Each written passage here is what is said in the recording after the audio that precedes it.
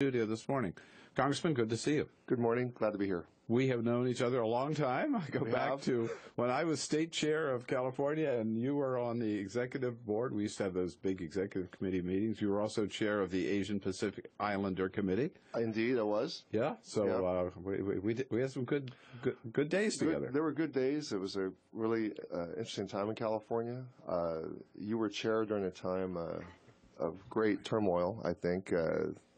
We had Prop 187, which related to undocumented workers. I mean, you were leading the party through a very, very tumultuous time. That was good. When Kathleen Brown was our nominee for governor, and that was one of the issues that hurt her badly. Yeah. Well, and 1994 is also the year that was my second run for Congress. 94. 1994. Right, you were chair then, right? Yes, right. Mm-hmm. And it was the election where I was outed as a candidate. I had come off a 1992 election where I came very, very close, and it was a nationally watched race. In 1994, I was involved in one of the closest races. Well, actually, it wasn't close in 1994. It was the Wave Newt Gingrich year, and you were chair during that time, and an extreme right-wing state senator, Ray Haynes, famously outed me at a church meeting, and you were the chair at that point of the party. Do you think that, I remember campaigning for you, do you think that cost you the election then? I don't know that particularly cost me the election. I think I was in a district that was a very close district in 1992, and in wave elections, this was a rise of Republicans. It was a Republican ascendant year. Those kind of districts just are very difficult to win. I think the sexual orientation issue might have contributed a small percent, but I think overwhelmingly it was a rebuke of Democrats that year. I've again known you a long time and loved working with you, love your work, and just see you as somebody who's a committed Democrat, very effective, a good campaigner, good leader in your community. That's how we work together. And now you are known as the first openly gay person of color in the United States Congress. Is that a big deal, or today, or not as much as maybe it would have been at one day? I think it's significant in a number of ways. Let's not forget, I'm also the first openly gay member of Congress from California, the largest state in the union. Wow, I hadn't thought about that. Yeah. And this last cycle, we elected the first openly gay person from the state of New York. And what's significant is that both Sean Maloney and myself, we don't come from the urban centers. We're coming from exurbs or suburban areas that are not known for highly defined gay communities. And so openly gay candidates are winning in areas that aren't known for having organized gay communities. Right. Kirsten Sinema is winning from places like Arizona. So and now Tammy Baldwin, the first openly gay member of the United States Senate. From a Midwestern state, Wisconsin, which is kind of a purplish state, which is what I think of my area, Riverside County. Yes. I don't think of Riverside as Santa Monica, right? Or Berkeley. No, but I think my election, a decisive win, and also my colleague to the east, Dr. Ruiz, Riverside County is now we have three congressional seats entirely in the county, which is, people think of 750,000 people each. 3 complete congressional districts in Riverside County. 2/3 of the county now is blue. It was red for 20 years. Enormous changes in my area. So what's significant about being the first openly gay member of Congress who's a person of color is that I have a kind of I think double understanding of what it means to be a vulnerable minority. I'm Japanese American. I'm in Riverside County principally because all of my grandparents settled there after the war to rebuild their lives after being in internment camps.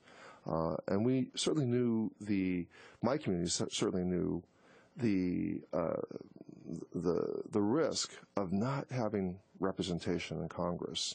There were no Japanese or Asian Americans in Congress during World War II, and nobody could speak up for the community. The people were loyal Americans, and they were, without due process, put into internment camps. In the case of shamefully, yeah, right? Yeah, and by Franklin Roosevelt, of all people, right? Yeah, there's a lot of history there. Yes, Earl Warren was the governor of California. I think he looked back upon, that Earl Warren was the Chief Justice that led the court to some great civil rights breakthroughs.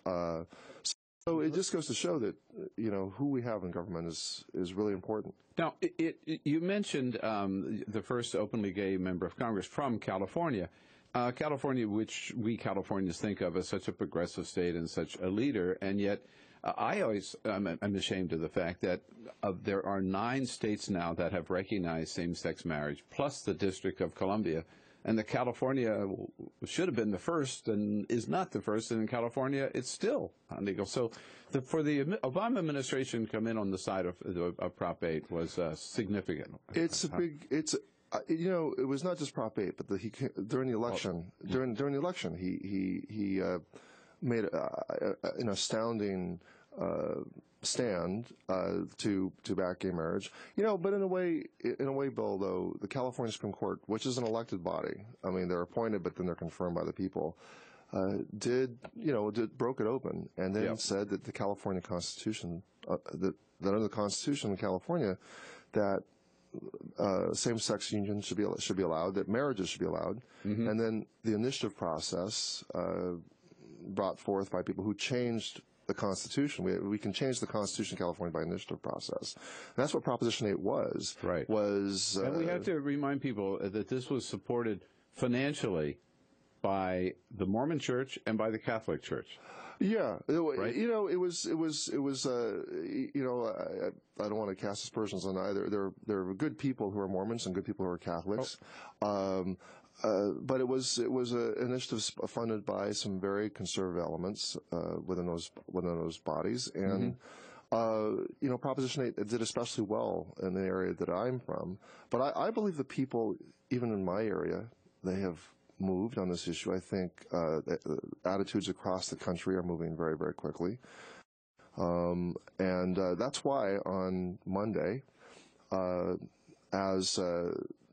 as word was getting around that the president and his administration were considering issuing what's called an amicus brief. For those viewers who know what an amicus brief is, it's a friend of the court brief, which tells the court what the President of the United States feels as representing the American people. And his Solicitor General under the Department of Justice can write a brief, an argument to the court stating what the president believes on behalf of the people. And I'm just so proud that yesterday the president weighed in the case. I was, just before I got on the show, I was reading through the amicus brief, and it's a very, very proud document to me that he's telling the court the Equal Protection Clause, 14th Amendment, should apply here. Heightened scrutiny should apply. The New York Times this morning salutes the president for asking the court to overturn Proposition 8, but makes the point that, sadly, in their opinion, the president didn't go far enough. He didn't say make marriage equality the rule of the land in every state, not just in California. Do you think he should have gone that extra step? Well, I think I would have liked him to go further. However, he also weighed in on the Windsor case, and for all intents and purposes, if both these cases are ruled on positively by the court, from our point of view, LGBT equality, the Windsor case calls for overturning Defense of Marriage Act, right? Defense of Marriage Act, which would basically extend federal recognition to marriages where people are allowed to be married.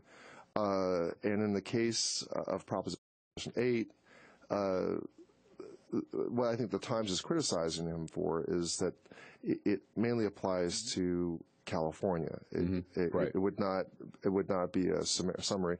But the fact is that people would be married in California, New York, where it's legal.